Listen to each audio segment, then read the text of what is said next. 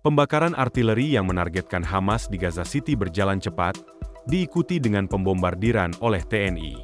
Ada juga laporan tentang tank yang beroperasi di sekitar bandara, setelah beberapa minggu persiapan untuk operasi Gideon Chariots B.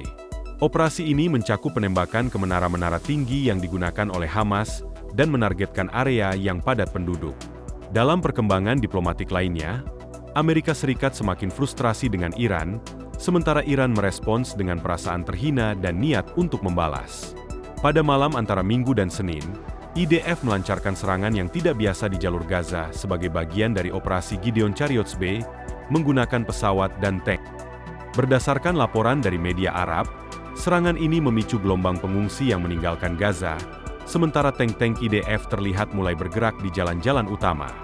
Di sisi lain, Presiden Trump mengingatkan Hamas agar tidak menggunakan warga sipil sebagai perisai manusia, dan mendorong mereka untuk segera melepaskan semua tahanan yang mereka miliki. IDF juga mengonfirmasi bahwa mereka telah menargetkan 21 pemimpin senior jihad Islam Palestina, yang bertanggung jawab atas berbagai produksi senjata dan operasi teroris lainnya. Dalam beberapa bulan terakhir, serangkaian serangan udara telah menghancurkan banyak fasilitas militan Hamas. Sementara di platform media sosial, Presiden As menegaskan bahwa jika Hamas terus menggunakan warga sipil sebagai alat untuk melawan pasukan Israel, maka semuanya akan di atas meja. Menggambarkan situasi di Gaza yang semakin sulit, Sekretaris Pertahanan AS, Marco Rubio, juga menyerukan agar Hamas segera membebaskan semua tahanan yang mereka kendalikan. Namun, Hamas merespons dengan pernyataan yang menyalahkan AS dan Israel atas eskalasi ini. Dalam beberapa hari terakhir, serangan yang menargetkan pejabat Hamas di Doha, Qatar, juga menambah ketegangan. Tentu, ini bukan hanya masalah di lapangan, tetapi juga masalah diplomatik yang membayangi kawasan ini. Di Doha, negara-negara Arab bertemu dalam sebuah summit untuk merespons krisis Gaza. Para pemimpin ini menyampaikan kecaman keras terhadap Israel, sementara beberapa negara yang telah menormalisasi hubungan dengan Israel turut dihadapkan pada tekanan dari negara-negara yang tidak sepakat dengan kebijakan ini. Meski demikian, langkah-langkah praktis untuk menanggapi Israel, selain seruan untuk membatalkan hubungan dengan negara-negara yang mendukung Israel, masih terbatas. Sementara itu, di Israel, Kementerian Pertahanan mengumumkan upaya untuk mempercepat pembentukan pemerintahan pertahanan yang lebih kuat, yang bertujuan untuk meningkatkan respons terhadap ancaman dari Iran dan kelompok militan lainnya, termasuk di Yaman. Di wilayah utara, pesawat tempur Israel juga menargetkan fasilitas Hezbollah di Lebanon Selatan dalam operasi yang berlangsung selama 24 jam. Berpindah ke arena internasional, AS juga semakin intensif menekan Iran, terutama terkait dengan program nuklirnya. Dalam konferensi tahunan Agensi Pertahanan AS mengungkapkan keprihatinannya terhadap kemajuan program uranium Iran yang semakin memperburuk ketegangan di kawasan. Tak ketinggalan, di Gaza, pasukan IDF melanjutkan serangan udara yang luar biasa intensif terhadap sasaran-sasaran Hamas, dengan media lokal melaporkan dampak ledakan yang terasa sangat kuat. IDF kini tengah merencanakan operasi darat yang lebih besar di kota Gaza, dengan perkiraan sekitar 340.000 penduduk telah meninggalkan kota akibat serangan tersebut. Keamanan menjadi prioritas utama, sementara IDF berfokus untuk melenyapkan pasukan Hamas yang tersembunyi di beberapa area utama kota, seperti Sheikh Radwan, El Karama, dan Tel El Hawa. Selain itu, robot dan teknologi canggih digunakan dalam serangan udara untuk memaksimalkan efektivitas. Sementara itu, di wilayah Gaza lainnya, beberapa pertempuran sengit telah terjadi, dengan Hamas mencoba memindahkan kekuatannya dari satu area ke area lain untuk menghindari serangan langsung. Sebagian dari mereka memanfaatkan taktik pertempuran yang lebih inovatif, termasuk serangan dengan misil anti-tank.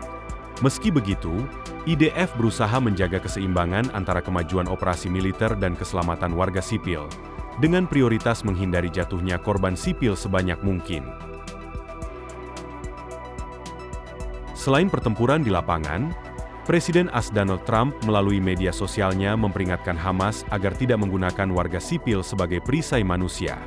Dalam postingannya, Trump menulis, "Jika laporan bahwa Hamas memindahkan warga sipil sebagai pelindung manusia benar, maka mereka akan menghadapi konsekuensi yang sangat besar. Semua opsi terbuka." Perdana Menteri Israel, Benyamin Netanyahu, mengucapkan terima kasih atas dukungan AS terhadap perjuangan Israel melawan Hamas, sementara Hamas membalas dengan menyatakan bahwa posisi AS terlalu berpihak kepada Israel. Dalam komentar yang lebih luas, banyak pihak mengkritik penggunaan taktik ini oleh Hamas yang dianggap semakin merugikan rakyat Gaza itu sendiri. Di sisi diplomatik, Qatar menjadi tempat pertemuan penting bagi negara-negara Arab yang mengkritik Israel, dengan beberapa pemimpin mengklaim bahwa serangan Israel terhadap Gaza telah menciptakan ketidakstabilan yang lebih besar. Para pemimpin ini juga mendesak negara-negara dunia untuk menilai kembali hubungan mereka dengan Israel, dengan Qatar sebagai tuan rumah untuk dialog regional ini. Secara keseluruhan, meski ada dorongan kuat dari beberapa negara untuk menyuarakan solidaritas dengan Palestina, langkah-langkah konkret untuk mendukung Hamas atau menanggapi kebijakan Israel masih sangat terbatas. Ini adalah masalah yang semakin kompleks, baik di lapangan maupun di meja perundingan internasional. Kedepan, bagaimana perkembangan ini akan mempengaruhi keamanan di wilayah ini, serta bagaimana tanggapan internasional terhadap kebijakan Israel akan terus memengaruhi dinamika politik di Timur Tengah? Kita akan terus mengikuti perkembangan lebih lanjut dari situasi ini. Sekarang, kembali ke Israel. Meski perang ini terus berlangsung, banyak keluarga yang harus berjuang untuk membangun kembali kehidupan mereka yang hancur. Banyak dari mereka adalah pemilik bisnis kecil yang harus menghadapi kerugian besar, sementara banyak lainnya terpaksa tinggal di tempat pengungsian atau rumah yang rusak akibat serangan. Dalam situasi ini, penting untuk mendukung usaha-usaha kecil yang berjuang untuk bangkit kembali. Arza, sebuah organisasi yang mendukung bisnis-bisnis kecil Israel, kini menawarkan platform untuk menampilkan produk-produk mereka melalui kotak langganan yang dikirim ke seluruh dunia. Setiap kotak ini berisi produk dari pengusaha lokal, dan pendapatan dari penjualan tersebut digunakan untuk membantu mereka yang sedang berjuang untuk bangkit dari dampak perang. Di tengah ketegangan yang semakin memuncak, para pemimpin dari negara-negara Arab dan regional menghadiri KTT darurat di Qatar pada hari Minggu. Beberapa tokoh penting yang hadir termasuk putra mahkota Saudi Mohammed bin Salman, Raja Abdullah II dari Yordania, Presiden Mesir Abdel Fattah el-Sisi, Presiden Lebanon Michel Aoun, Presiden Suriah Bashar al-Assad, dan Presiden Irak Muhammad Shia al-Sudani, bersama dengan Presiden Turki Recep Tayyip Erdogan dan Ketua Pemerintah Palestina Mahmud Abbas, Abu Mazen. Amerika Serikat diwakili oleh Mansur bin Zayed, Presiden Uni Emirat Arab. Dalam pidatonya, Presiden Mesir menekankan bahwa KTT ini berlangsung di tengah serangan besar-besaran Israel yang berupaya mengubah kawasan menjadi zona ketegangan. Ia menganggap serangan Israel di Qatar sebagai pelanggaran serius terhadap hukum internasional dan memperingatkan bahwa hal ini dapat memicu eskalasi yang merusak stabilitas kawasan. Menurutnya, Israel tidak akan mencapai keamanan atau kemerdekaan melalui kekerasan, melainkan dengan menghormati hukum internasional dan kedaulatan negara lain. Presiden Turki Erdogan mengkritik agresi Israel, menyebutnya sebagai ancaman bagi seluruh kawasan. Ia menyatakan bahwa Israel berusaha memperburuk situasi Palestina dan menciptakan kekacauan politik di kawasan ini. Erdogan menekankan bahwa Israel harus dihentikan dalam upaya memperluas wilayahnya.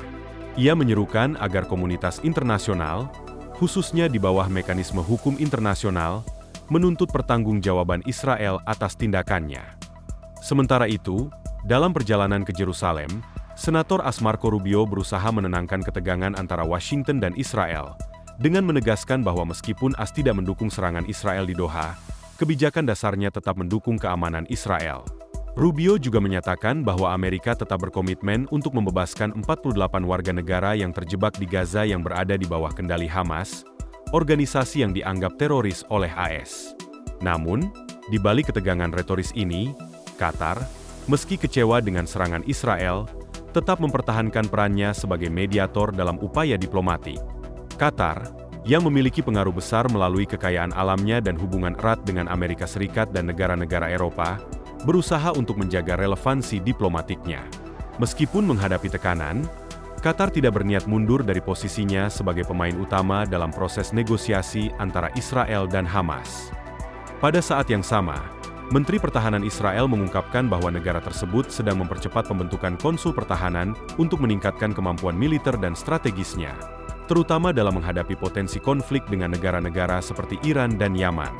Di konferensi internasional, Israel menekankan pentingnya menjaga keamanan dan stabilitas domestik dengan keamanan dan ekonomi yang saling bergantung. Sementara itu, ketegangan internasional mengenai program nuklir Iran semakin meningkat.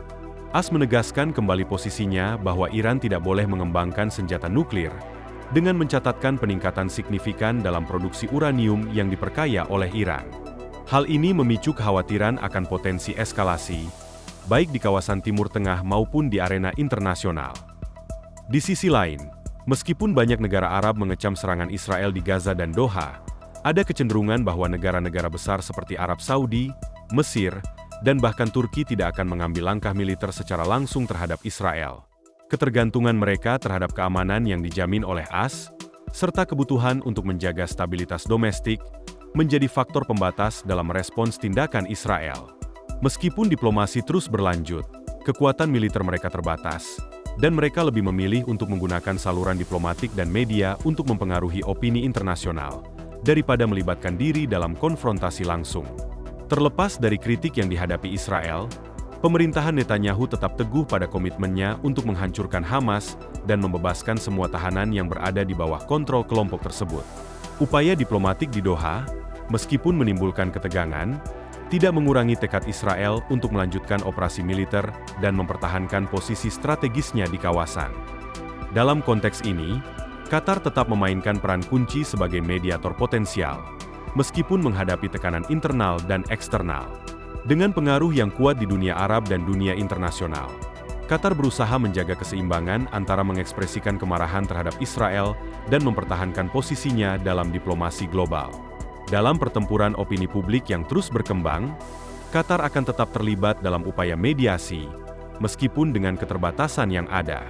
Dengan situasi yang terus berkembang di Gaza dan wilayah sekitarnya, kita akan terus memantau setiap perubahan dan perkembangan dalam dinamika ini, memberikan informasi terkini mengenai upaya diplomatik dan militer yang terjadi di kawasan ini.